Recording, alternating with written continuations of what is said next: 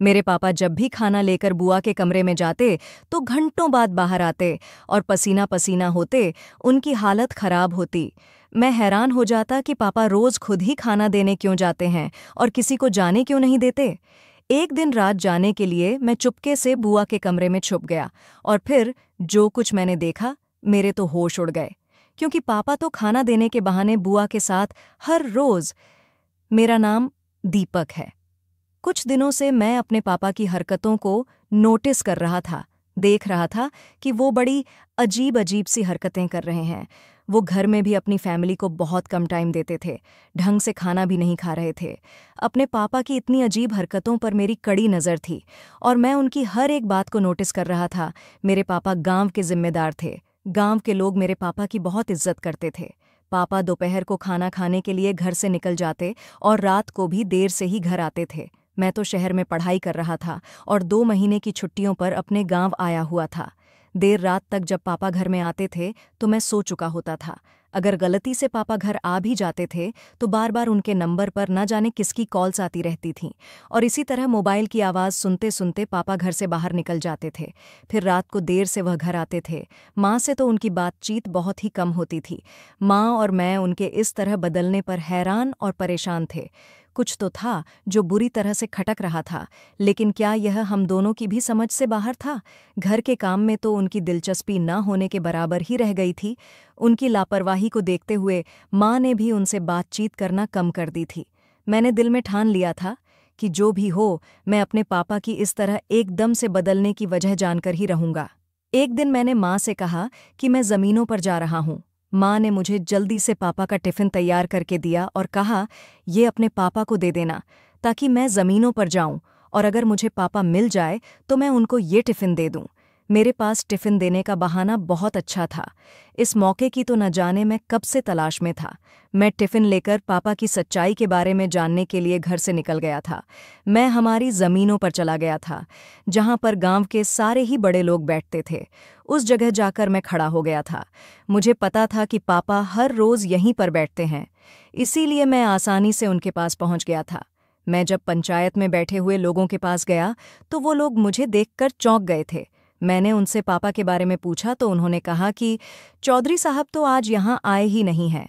फिर किसी ने मुझे बताया कि उन्हें हमने छोटी हवेली के पास जाते हुए देखा था।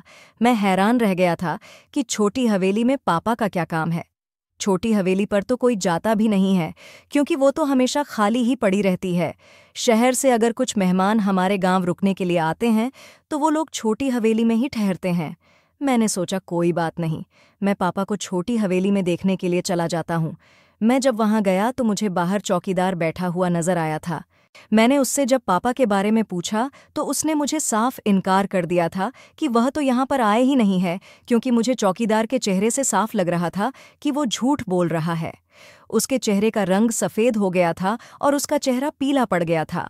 मैंने चौकीदार से पूछा, बताओ ना, क्या चौधरी साहब हवेली के अंदर गए हैं? तो वह फिर से वही बात दोहराने लगा, नहीं मालिक, बड़ी हवेली के अंदर नहीं है। मैंने हैरान होकर कहा, अगर पापा यहाँ पर भी नहीं है तो फिर वह कहाँ गए? क्योंकि वो तो ज़मीनों पर गए हुए थे या फिर हवेली पर ही कुछ वक्त गुजारने के लिए आ जाते थे। जवाब में चौकीदार ने कहा कि छोटे मालिक आप चले जाओ, अगर बड़े मालिक आ जाएंगे तो मैं आपको खबर दे दूंगा। अब तो वो यहाँ पर नहीं है। मैं ना चाहते हुए भी चौकीदार की बात मानने के लिए तैयार हो गया था। इसी उलझन से मैं पीछे की तरफ पलटा ही था कि मेरे कानों में हवेली के अंदर से किसी औरत की चिल्लाने की आवाज़ आई थी।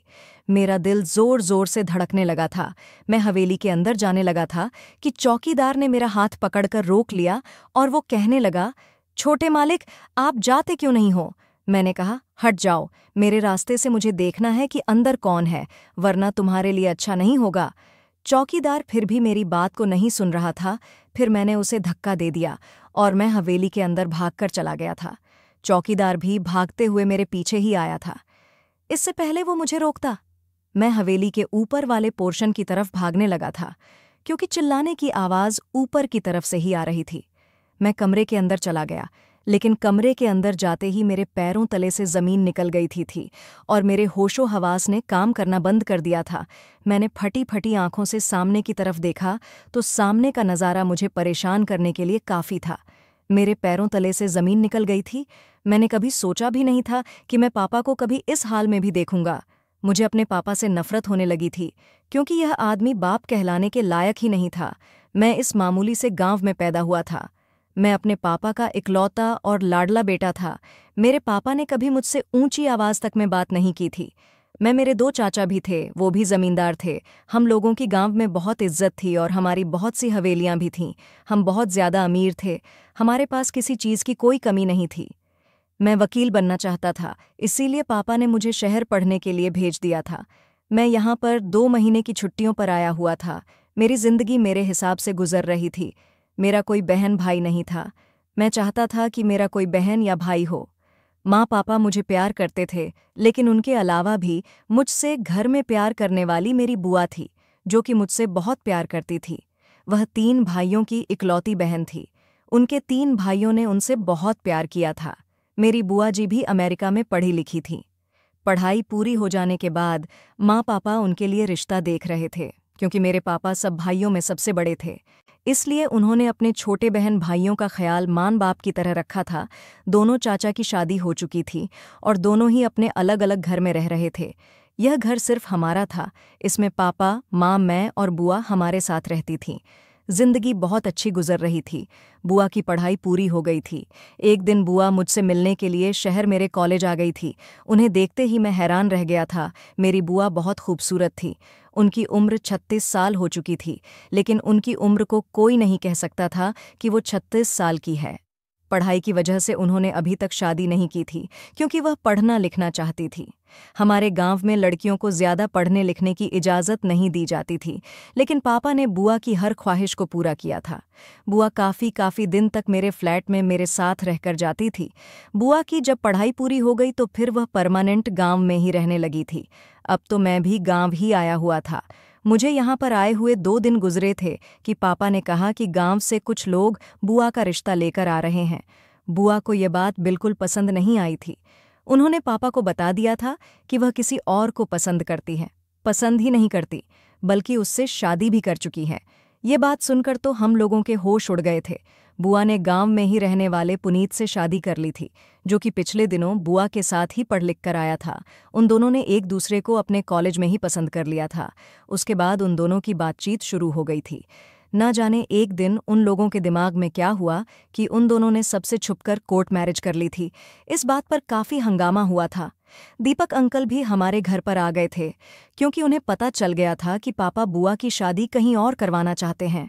मेरे पापा को इस बात पर कोई खास ऐतराज़ नहीं हुआ था, लेकिन मैंने देखा था कि वह थोड़ी देर के लिए पुनीत के चेहरे पर से नज़रें नहीं हटा सके थे। न जाने क्यों वो उनको इतनी घूर घूर कर देख रहे थे। हम लोगों को तो कुछ समझ ही नहीं आया था। पापा ने कभी बुआ की आंखों में आंसू नहीं दिए थे, इसलिए उनकी इस गलती को पापा ने बड़ी आसानी से माफ़ कर दिया था। हालांकि मेरे चचा चाची ने इस बात पर बहुत हंगामा किया था। पापा ने उन लोगों को भी खामोश करवा दिया था। बुआ अब विदा होकर अपने ससुराल चली गई थी, लेकिन कुछ दिनों बाद वह घर पर वापस आ गई थी। उनका कहना था कि उनका इस घर में हिस्सा है, उनका जितना भी हिस्सा है उनको दे दिया जाए। यह बात सुनकर पापा को बहुत अफसोस हुआ था। बुआ ने कहा कि ऐसा मैं इसीलिए कह रही हूँ क्योंकि मैं यहीं पर इस घर में रहना चाहती हूँ। मेरी बुआ ने पापा से कहा कि उनका इनके ससुराल में दिल नहीं लगता, इसलिए वह हमारे घर में अपने हिस्से की जगह पर रहना चाहती हैं। ये बात सुनकर मेरे पापा को गुस्सा भी आया था, मगर कानूनी तौर पर इस घर में बुआ का भी बराबर हिस्सा था, इसीलिए उन्होंने बुआ को घर में रहने से रोक टोक नहीं की। पुनीत अंकल बहुत अच्छे इंसान थे। वह तो हमेशा बुआ की हाँ में हाँ मिला दिया करते थे और उनसे बहुत प्यार करते थे। पुनीत अंकल ने बहुत जल्द हमारे घर के फैमिली मेंबर्स के दिल में अपनी जगह बना ली थी। सभी लोगों को पुनीत अंकल बहुत पसंद आए थे और उनका रवैया भी, उनका काम बहुत अच्छा था। बुआ हमारे घर में सिर्फ इसीलिए रहने के लिए आ गई थी क्योंकि उनकी ससुराल में उनका दिल नहीं लग रहा था। हालांकि उनके पति के पास किसी चीज़ की कोई कमी नहीं थी। वो बुआ को हर तरीके से खुश रखने की कोशिश कर रहे थे। उन दोनों के बीच बहुत ही गहरी मोहब्बत थी। अब बुआ अपने पति के साथ हमारे ही घर में शिफ्ट हो गई थी।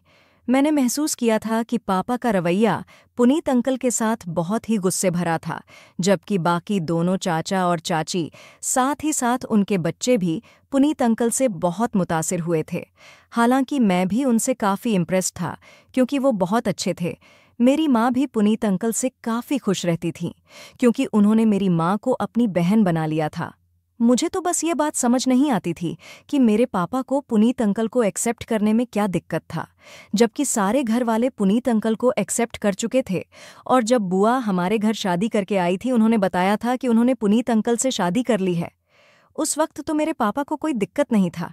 उन्होंने सब लोगों के सामने ऐसे किया था जैसे उन्हें इस रिश्ते से कोई दिक्कत ही ना हो। पुनीत अंकल ने अपने अच्छे से अपने ससुराल वालों के दिल में जगह बना ली थी। इधर बुआ भी अपनी नई जिंदगी की शुरुआत से बहुत खुश थी। शुरू के कुछ दिन तो हमारे घर में अच्छे गुजरे थे।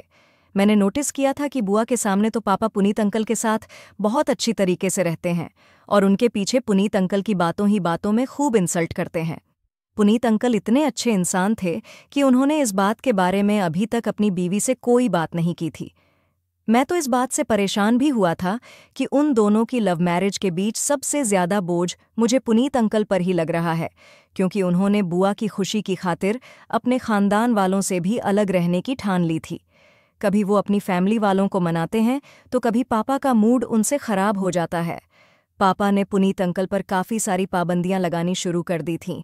वो जहां पर नौकरी करते थे, पापा ने कहा था कि मुझे तुम्हारी जगह नौकरी करना बिल्कुल पसंद नहीं है।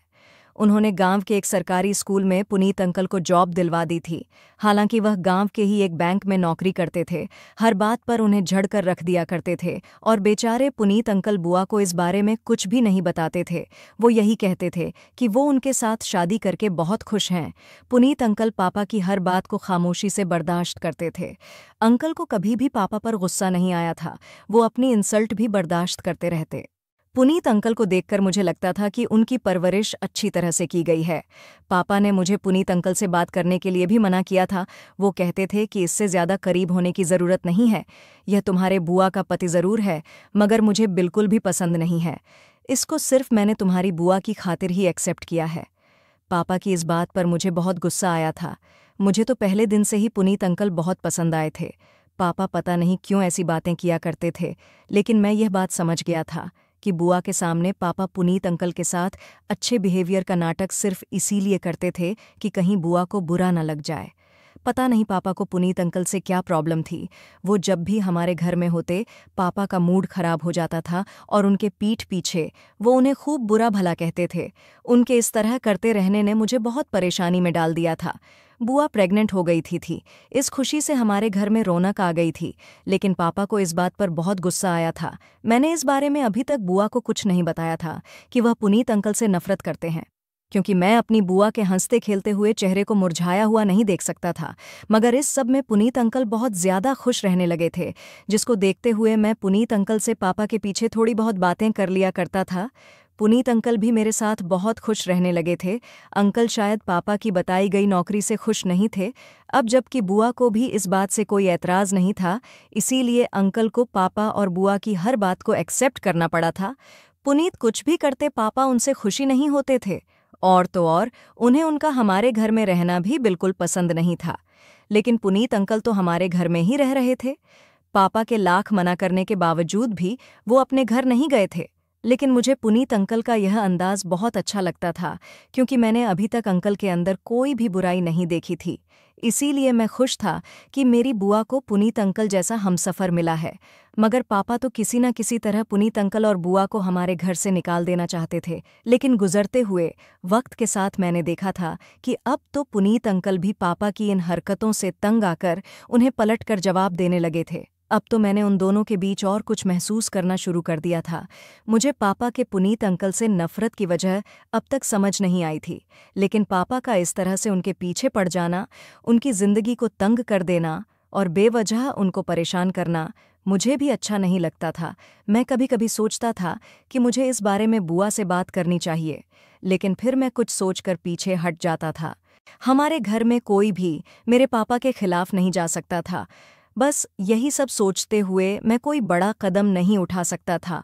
एक दिन मैंने देखा कि छत पर पापा और पुनीत अंकल आपस में बैठे हुए बातें कर रहे थे।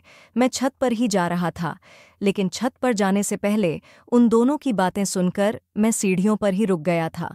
मुझे उन लोगों को देखकर यह लगा कि ये दोनों एक दूसरे के आमने सामने होने से पहले भी एक दूसरे को जानते हैं।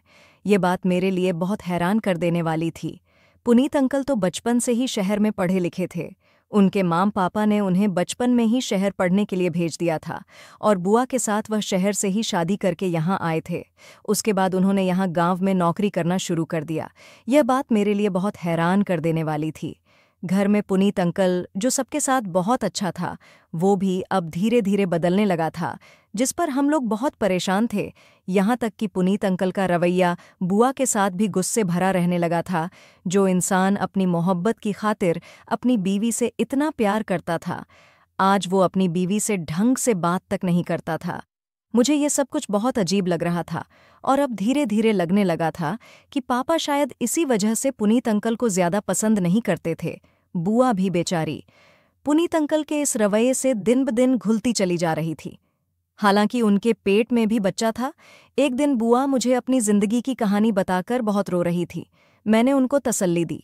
उन्होंने मुझे बताया था कि मैं पुनीत से बहुत प्यार करती थी, लेकिन मुझे नहीं पता था कि एक दिन पुनीत मेरे साथ ऐसा भी करने लगेगा। उसकी खातिर मैंने क्या नहीं किया। मैंने बुआ को तसल्ली दी। उन्होंने समझाया कि सब कुछ ठीक हो जाएगा, आप फिक्र न करो। अब तो पुनीत अंकल बुआ से मिलने के लिए यहाँ पर भी नहीं आ रहे थे। अब तो वह ज्यादातर अपनी फैमिली के पास ही रहने लगे थे। बुआ प्रेगनेंसी के दिनों में और पुनीत अंकल की इस तरह से दूरी को बर्दाश्त नहीं कर पा रही थी। ऐसा करने की वजह से उनका रवैया अब चिड़चिड़ा सा हो गया था। मैं सोच रहा था कि मुझे पुनीत अंकल से इस बारे में बात करनी चाहिए, लेकिन काफ़ी दिन हो गए थे, वो तो हमारे घर पर ही नहीं आ रहे थे। लेकिन उस दौरान पापा का रवैया सबके साथ बहुत अच्छा था। पापा अब घर में खुशी खुशी रहने लगे थे। और तो और बुआ जब उनके सामने रोने बैठ जाती तो पापा उन्हें समझाते थे कि मैं तो कहता हूँ अपने इस बच्चे को भी खत्म कर दो और उस घटिया इंसान से अपनी जान छुड़ा लो। लेकिन जब बच्चा खत्म करने की बात आई तो बुआ और जोर से चिल्लाती थीं और कहती थीं कि यह मेरा और पुनीत का बच्चा है, मैं इसे कभी खत्म नहीं कर सकती। मैं समझ गया था कि पापा चाहते हैं कि बुआ इस बच्चे को खत्म कर दें और फिर पापा पुनीत अंकल से उन्हें तलाक दिलवाकर अपने मकसद में कामयाब हो जाएंगे, क्योंकि पापा तो पुनीत अंकल को पहले से ही पसंद नहीं करते थे। मैं पुनीत अंकल की तलाश में था। पुनीत अंकल मुझे कहीं नहीं मिल रहे थे। न जाने अंकल कहाँ चले गए थे। मैं उनको देखने के लिए वहाँ भी गया जहाँ वह नौकरी करते थे। एक दिन रात के 2 बज रहे थे। अचानक मेरे एक दोस्त की शहर से कॉल आ गई। मैं उससे बात कर रहा था और बात करते करते मैं छत पर चला गया, क्योंकि छत पर बहुत अच्छी हवा चल रही थी। मैं काफ़ी देर तक छत पर बैठकर अपने फ्रेंड से बात करता रहा। मैंने नोटिस किया कि रात के उस टाइम पर पापा घर का दरवाज़ा खोलकर कहीं जा रहे हैं, कहीं बाहर जा रहे थे। पापा को देखकर मैं हैरान रह गया। मैंने जल्दी से कॉल कट की और पापा का पीछा करने के लिए चला गया कि आखिर इतनी रात को वह कहाँ जा रहे हैं। इतनी रात को उन्हें घर से निकलने का ऐसा क्या अर्जेंट काम पड़ गया। मैंने देखा कि पापा कच्ची सड़क पर जा रहे थे। यह रास्ता तो जंगल की ओर जाता था। पापा सड़क के किनारे की तरफ को रुक गए थे। मैं भी उनका पीछा कर रहा था और दबे दबे कदम चल रहा था कि कहीं पापा को शक ना हो जाए कि मैं उनका पीछा कर रहा हूँ। पापा रुक गए थे और फिर उन्होंने अपने कुर्ते की जेब से मोबाइल निकाला और उन्होंने किसी का नंबर डायल किया था। वो कॉल पर बात करके कह रहे थे कि आ जाओ, मैं यहाँ पर खड़ा हुआ तुम्हारा इंतजार कर रहा हूँ। मैं चौंक गया था कि आखिर पापा से कौन मिलने के लिए आ रहा है। लगभग 15 मिनट के इंतजार के बाद वो इंसान पापा से मिलने के लिए आ गया था। लेकिन यह देखकर मैं हैरान रह गया था कि 2 हफ्तों से जो इंसान गायब था वो पापा से मिलने के लिए आ गया था, और यह कोई और नहीं बल्कि पुनीत अंकल थे। पापा और पुनीत अंकल मुझसे काफ़ी दूरी पर खड़े हुए थे, इसलिए मुझे उनकी ज़्यादा कोई बात साफ साफ सुनाई नहीं दे रही थी। वो दोनों किसी बात पर बहस कर रहे थे। सिर्फ इतना सुना था कि पापा पुनीत अंकल से कह रहे थे कि तुम बहुत बिगड़े हुए इंसान हो, तुम मेरी बहन की जिंदगी से चले जाओ। पापा ने तेज आवाज से कहा था। जवाब में पुनीत अंकल भी पापा पर चिल्लाए थे। उन्होंने कहा कि मैं सिर्फ आपकी बहन की खातिर ही आपकी बहुत इज्जत करता हूँ, वरना आज तक मैं किसी के आगे नहीं झुका हूँ। पुनीत अंकल ने कहा कि आप कितने शरीफ हो, ये तो मैं भी जानता हूँ। बेहतर होगा कि आप मुझे मुंह खोलने पर मजबूर मत करो, वरना दोनों का नुकसान हो जाएगा। पापा बोले, अगर तुमने मेरी बात नहीं मानी तो मैं तुम्हें छोड़ूंगा नहीं, तुम देख लेना। पापा ने बहुत गुस्से में आकर सोहेर अंकल से यह बात कही थी। उसके बाद पापा पलटकर वापस आने के लिए मुड़ गए थे। मैं जल्दी से पेड़ की आड़ में छुप गया था ताकि वो मुझे देख ना सके। उनकी बातों ने मुझे और ज्यादा कंफ्यूज कर दिया था। मुझे पुनीत अंकल के बोलने के अंदाज पर बहुत हैरत हुई थी। मैंने उन्हें कभी पापा से इस तरह से बात करते हुए नहीं देखा था। आज पहली बार उनको इस तरह से बात करते हुए देखकर मुझे अपनी आंखों पर यकीन नहीं हो रहा था, क्योंकि अभी तक उन्होंने पापा की हर गलत बात को खामोशी से और मुस्कुराते हुए एक्सेप्ट किया था। शायद ऐसा इसलिए हो सकता है कि वो बुआ के सामने पापा के साथ अच्छा रहते हो। मैंने सोचा था कि मैं घर जाकर बुआ को इस बारे में सब कुछ बता दूंगा।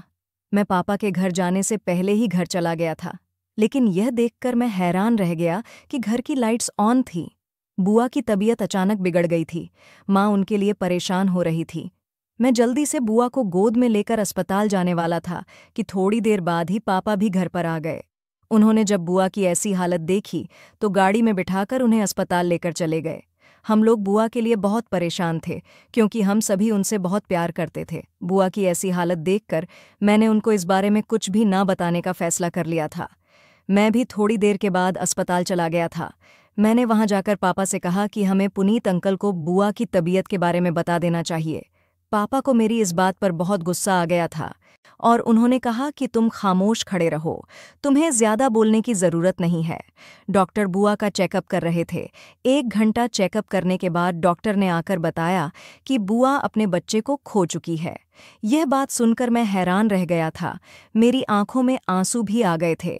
मैंने अभी भी पापा से कहा था कि हमें इस बारे में पुनीत अंकल को बता देना चाहिए, क्योंकि यह बहुत बड़ी बात है। लेकिन पापा मुझसे लगातार मना किए जा रहे थे।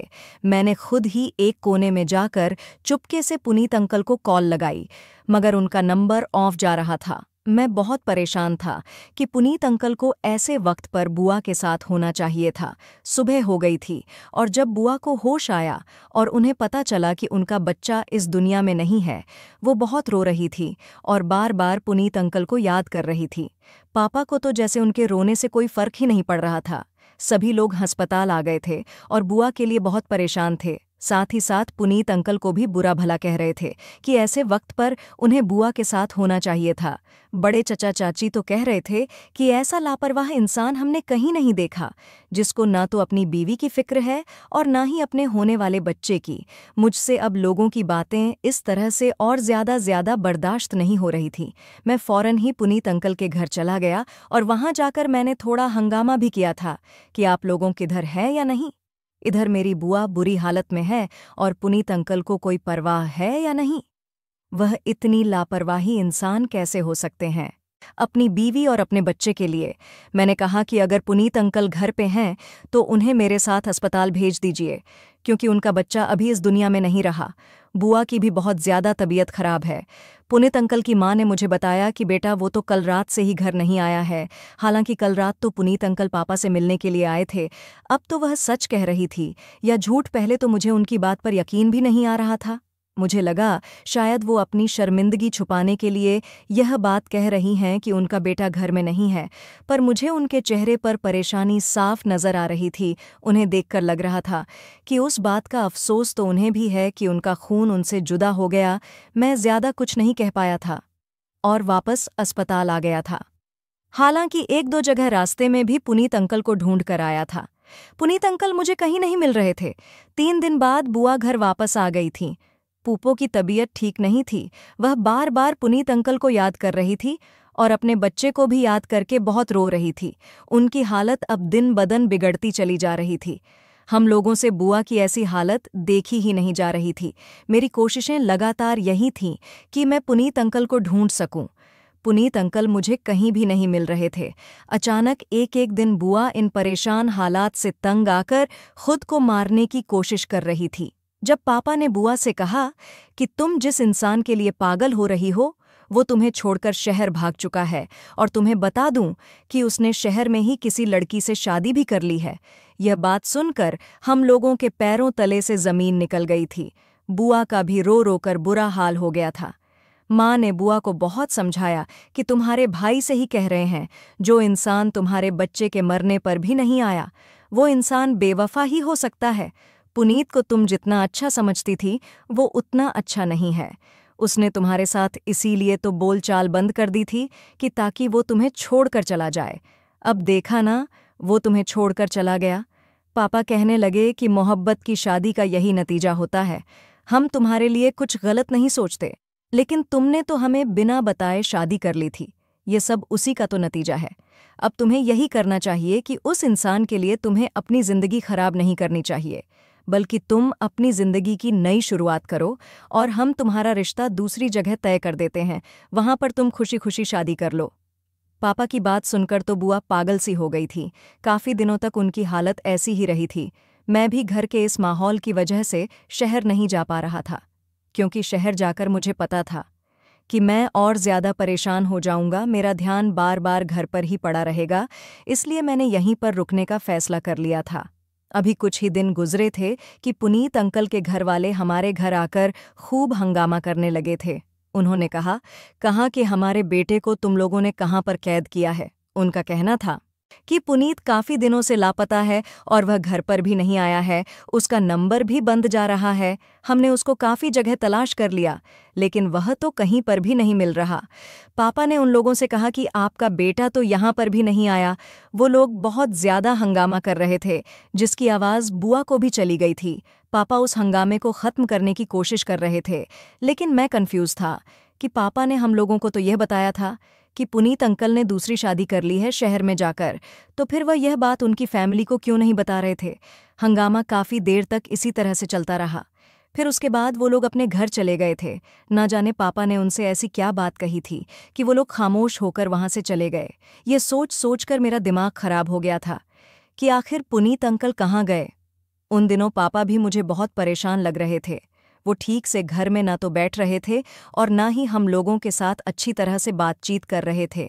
यहाँ तक कि वह ढंग से खाना भी नहीं खा रहे थे, और आजकल तो वह हम लोगों के साथ और भी ज्यादा गुस्से से बात करने लगे थे। इधर पुनीत अंकल के घरवालों का अभी तक उनको पता नहीं चल पाया था। मुझे लगता था कि पुनीत अंकल ने शहर में जाकर कोई शादी वादी नहीं की है, बल्कि वह कहीं पर गुम हो गए हैं। मुझे कुछ गड़बड़ लग रही थी। अब जो करना था वह मुझे ही करना था। मैंने पापा पर कड़ी नज़र रखने के बारे में सोच लिया था, क्योंकि इसके अलावा मेरे पास और कोई चारा नहीं था। यही वजह थी कि जब एक दिन में पापा का टिफ़िन उनको देने के बहाने ने ज़मीनों पर चला गया था। यह मौका मेरे लिए बहुत अच्छा था, ताकि मैं पापा का पीछा कर सकूं और देख सकूं कि वह हर रोज़ ज़्यादातर टाइम कहाँ पर दे रहे थे।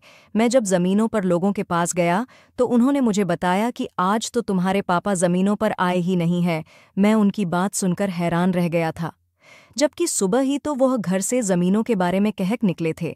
फिर एक आदमी ने बताया कि पापा को उसने छोटी हवेली की तरफ जाते हुए देखा था। मैं थोड़ा कंफ्यूज भी हुआ था कि पापा को आखिर छोटी हवेली में ऐसा क्या काम पड़ गया।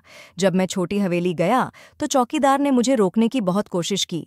पहले तो वह झूठ भी बोल रहा था कि पापा हवेली में नहीं है, लेकिन जब मैं वहां से पलटकर घर आने के लिए मुड़ रहा था तो मुझे किसी के चिल्लाने की आवाज़ आई थी, बचाओ बचाओ। मुझे कुछ गड़बड़ का एहसास हुआ था। ये चिल्लाने की आवाज़ किसकी थी मेरी कुछ समझ में नहीं आ रहा था, लेकिन मैं दौड़ता हुआ हवेली के अंदर जाने लगा था। मुझे चौकीदार रोकने की बहुत कोशिश कर रहा था। मैंने उसको धक्का देकर गिरा दिया था। मैं जब भागकर हवेली के ऊपर वाले पोर्शन में छोटे से बने हुए कमरे के अंदर गया तो वहां यह देखकर मेरे पैरों तले से जमीन निकल गई थी। पापा के हाथ में एक बंदूक थी और एक तरफ पुनीत अंकल कुर्सी पर बंधे हुए थे। उनके हाथ पैर मजबूती से बांधकर उन्हें वहां पर रखा गया था और वह काफी जख्मी हालत में थे। पापा बंदूक से उन्हें मारने की कोशिश कर रहे थे।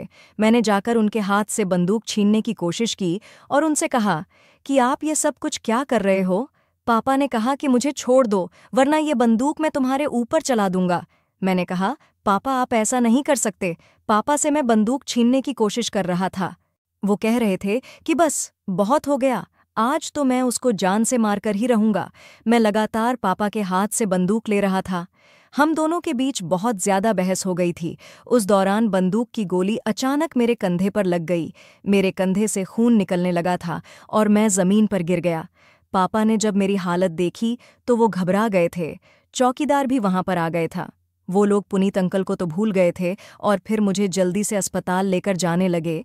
मेरे कंधे का ऑपरेशन हुआ था और मेरे कंधे से गोली निकाल ली गई थी। मेरी तबीयत जब बेहतर हुई तो मुझे अपने पापा पर काफ़ी शर्मिंदगी महसूस हो रही थी। घर वाले बहुत परेशान हो गए थे मेरी हालत पर कि मुझे गोली कैसे लग गई। सब लोग मेरे पास थे। पापा मुझे देखकर काफ़ी शर्मिंदा हो रहे थे क्योंकि उनके हाथ से गोली उनके बेटे को जो लग गई थी। बुआ भी मेरे लिए बहुत परेशान थी। मैं बुआ के मासूम से चेहरे को देखकर परेशान हो रहा था, लेकिन मैं इस बात को भी जानना चाहता था कि आखिर पापा पुनीत अंकल को क्यों मारना चाहते थे। ऊपर वाले की करनी अच्छी थी कि पुनीत अंकल सही सलामत थे और वह अस्पताल मुझसे मिलने के लिए आ गए थे। वहां पर मौजूद सारे लोग पुनीत अंकल को अचानक देखकर हैरानी में पड़ गए थे। सारे ही लोग पुनीत अंकल से बदतमीजी करने की कोशिश कर रहे थे। मैंने सबको खामोश करवा दिया था कि पुनीत अंकल से कोई कुछ नहीं कहेगा। मैं सब लोगों को बताता हूँ कि आखिर पुनीत अंकल कहाँ गए थे। मैंने पुनीत अंकल के बारे में सब कुछ बता दिया था। तो सब लोग परेशान हो गए। मेरे पापा बहुत शर्मिंदा हो रहे थे। बुआ ने पापा से कहा कि क्या आपका बेटा सच कह रहा है। पापा को एहसास हो गया था कि उनका बेटा उनकी लगी हुई गोली से मर भी सकता था। इसलिए उन्होंने यही बेहतर समझा कि अब उन्हें अपने मुंह से ही सच बता देना चाहिए। वो अपने शौहर को देखकर बहुत ज्यादा रो रही थी। पापा ने बताया क्योंकि अपनी जवानी में पुनीत का बाप और मैं इस गांव के सबसे बड़े बदमाश थे। उसके घर का माहौल भी बहुत खराब था। वो खानदानी लोग नहीं हैं। फिर हमें पता चला कि अकरम ने अपने बेटे पुनीत को भी अपनी तरह बनाया हुआ है। पुनीत को मैंने 1-2 बार चोरी करते हुए भी पकड़ा था। पुनीत को मैं पहले से जानता था। जब उस गांव में उसके करतूत ज्यादा फैलने लगे और वह बदनाम होने लगा तो गांव की पंचायत में फैसला हुआ था कि पुनीत को शहर भेज दिया जाए, क्योंकि उस पुनीत की वजह से गांव का माहौल बिगड़ता चला जा रहा था। गांव के और भी बच्चे बिगड़ रहे थे, लेकिन जिस शहर में मैंने अपनी बहन को पढ़ाने के लिए भेजा था वहां पर ही पुनीत भी था। उन दोनों ने कब और किस तरह से शादी कर ली मुझे कुछ पता ही न चला। जब ये दोनों शादी करके यहाँ पर आ गए तो मैं हैरान रह गया था। मैं नहीं चाहता था कि मेरी बहन की शादी एक चोर के साथ हो। मेरी बहन इतनी पढ़ी लिखी और ज़हीन लड़की थी। मेरी बहन को कोई भी अच्छा लड़का मिल सकता था, लेकिन उसने पुनीत जैसे घटिया इंसान को ही अपने लिए क्यों चुना। यह तो भोली है, पुनीत के बारे में कुछ नहीं जानती। काफ़ी सालों पहले मैं भी चोर था। ये बात पुनीत के बाप ने उसे बता दी थी। फिर यह मेरी बहन को लेकर इस घर में मेरे घर में रहने के लिए आ गया। मुझे पुनीत का अपने घर में रहना बिल्कुल भी पसंद नहीं था। पुनीत के घर का माहौल बिल्कुल भी अच्छा नहीं है। मैं अपनी बहन का रिश्ता ऐसी जगह बिल्कुल भी नहीं करना चाहता था जहाँ के लोग खानदानी चोर हों। मैं चोर ज़रूर था, लेकिन मैंने हमेशा अपने बहन भाइयों को और अपने बेटे को अच्छी तरबियत दी थी। मैं अपनी बहन को उससे दूर रखने की कोशिश कर रहा था, लेकिन मेरी बहन तो मेरी बात कभी मानने वाली ही नहीं थी। इसलिए मैंने फैसला किया कि मुझे पुनीत को ही अपनी बहन से दूर करना चाहिए। मैंने उसे कहा था कि यह मेरे घर से चला जाए, लेकिन यह मेरे घर से नहीं जा रहा था। इसीलिए मैंने फैसला किया कि मुझे उसके साथ कुछ ना कुछ तो करना ही होगा। मैंने पहले उसे मौका दिया था कि तुम मेरी बहन के करीब मत आओ और उससे दूर दूर रहो, हो सके तो उसे छोड़ दो, लेकिन यह मेरी बात नहीं मान रहा था। मैंने उससे कहा कि तुमने ऐसा नहीं किया तो मैं तुम्हारी सच्चाई अपनी बहन को बता दूंगा, फिर वो खुद तुझे छोड़ देगी। वो मेरी बात सुनकर परेशान हो गया था, क्योंकि यह नहीं चाहता था कि उसकी सच्चाई खुलकर मेरी बहन के सामने आ जाए। मैंने उसको कई बार कहा कि मेरी बहन को तलाक दे दे, पर यह तो इसके और करीब आ रहा था। ये मेरी 1-2 बार की धमकी में तो आ भी गया था और कुछ दिन के लिए चला गया था। लेकिन जब उसे पता चला कि मेरी बहन पेट से है तो फिर ये मेरी बहन से मिलने के लिए बेचैन हो गया था। ये चाहता था कि ये मेरी बहन को लेकर अपने घर चला जाए। हालांकि मैं भी यही चाहता था कि ये मेरे घर में ना रहे, लेकिन मैं अपनी बहन को उस चोर के घर नहीं भेजना चाहता था। मैंने इसको अगवा करवा दिया। मैंने इसे समझाने की कोशिश की थी, लेकिन ये नहीं समझा। मैंने इसे धमकी दी थी कि मैं उसे छोड़ दूंगा नहीं। मैं जान गया था। मैंने उसे धमकी दी थी कि मैं उसे छोड़ूंगा नहीं। मैं जान गया था कि यह भी अभी मेरी बहन का पीछा नहीं छोड़ेगा। इसलिए मैंने उसको गुंडों से कहकर आधी रात को बीच रास्ते में किडनैप करवा दिया और अपनी बहन को इधर खाने में बच्चा गिराने की दवा खिला दी। मेरी बहन की तबीयत बिगड़ गई और उसका बच्चा भी इस दुनिया से खत्म हो गया। इधर पुनीत को मैं पहले ही किडनैप करवा चुका था। मैं पुनीत को मारने से पहले समझाने की कोशिश कर रहा था और ज्यादातर उसके साथ ही वक्त गुजार रहा था ताकि उसको समझा सकूं कि यह मेरी बहन को छोड़ दे। अभी भी इसके पास वक्त है, वरना मैं इसको मार दूंगा। यह इस गांव से गायब होकर वापस शहर चला जाए और वहां पर दूसरी शादी कर ले ताकि मेरी बहन को यकीन हो सके कि मैंने उसे झूठ कहा था। इस तरह से तो मैं उसकी जिंदगी बख्शवा सकता था, लेकिन उसे मौत ज्यादा प्यारी थी। मेरी बहन को भी सब्र आ गया था। मैंने फैसला किया कि अब मुझे उसे मार देना चाहिए। मैं आज उसको मारने ही वाला था कि तुमने उसको बचा लिया। जब बुआ ने पापा की यह सारी बातें सुनी तो फूट फूट कर रोने लगी और उन्होंने कहा था कि मुझे नहीं पता था कि आप तो मोहब्बत करने वालों के इतने ज्यादा दुश्मन बन सकते हो। पुनीत सुधर गया है और अब वह मेहनत से पैसे कमाता है। आपने देखा नहीं कि आपने उसे कहाँ से कहाँ नौकरी पर लगा दिया था, फिर भी वह मेहनत से पैसे कमा रहा था। वो अब मेरी खातिर बदल गया था। बुआ ने पापा से कहा कि मुझे आपसे कोई रिश्ता नहीं रखना। उन्होंने फैसला किया था कि वह हमारे घर को छोड़कर हमेशा के लिए चली जाएगी और कभी अपने भाई के पास नहीं आएगी और कभी अपने भाई से वास्ता नहीं रखेगी। पापा को अपनी गलती पर बहुत शर्मिंदगी महसूस हो रही थी। उन्होंने बुआ से माफ़ी मांगने की बहुत कोशिश की, लेकिन शायद पापा की किए की सज़ा यही थी कि बुआ ने उनसे अपने सारे रिश्ते नाते ख़त्म कर दिए थे। बुआ हमारे घर से पुनीत अंकल के साथ शहर जा चुकी थी और अब वह शहर में हंसी खुशी अपनी जिंदगी को जी रही है। पापा को उनके किए की सज़ा मिल गई कि उनकी इकलौती बहन, जिसको उन्होंने इतने लाड प्यार से पाला था, अब वो उनसे दूर हो गई। बुआ ने उस दिन के बाद कभी पापा को पलट कर नहीं देखा, क्योंकि उन्होंने उनके बच्चे की जान ली थी। वो उन्हें कभी माफ़ नहीं कर सकती थी। बुआ के जाने के बाद पापा बहुत ज़्यादा बीमार रहने लगे थे और अपनी गलती की माफ़ी बुआ से मांगना चाहते थे, लेकिन बुआ ने कभी पापा की तरफ पलटकर ही नहीं देखा और अब वो अपने पति के साथ बहुत खुश हैं। इधर हमारे गांव में मेरे पापा की अच्छी खासी बदनामी हुई है। वो अब घर में ही रहते हैं और ज़्यादा घर से बाहर नहीं निकलते और हमेशा बीमार रहते हैं। आप लोग मेरे पापा के लिए दुआ कीजिए, क्योंकि उनको बहुत बड़ी बीमारी लग गई है। वो ठीक हो जाएं और मेरी बुआ हमेशा अपने ससुराल में अपने पति के साथ खुश रहे। इस कहानी से यह नतीजा निकलता है कि बुरे लोगों के साथ हमेशा बुरा ही होता है और बुरे लोगों के बुरे कर्मों की वजह से अच्छे लोग उनका साथ देने छोड़ देते हैं। हम लोगों ने भी अपने पापा से ज़्यादा बातचीत करने छोड़ दी है। मैं तो शहर में ही आकर रह रहा हूँ। उधर मेरे दोनों चचा ने भी अपने भाई से सारे रिश्ते ख़त्म कर दिए। अब मेरे पापा अकेले अपनी बीमारी से लड़ रहे हैं। दोस्तों, ऐसी ही अच्छी अच्छी कहानी सुनने के लिए प्लीज़ हमारे चैनल को सब्सक्राइब ज़रूर करें।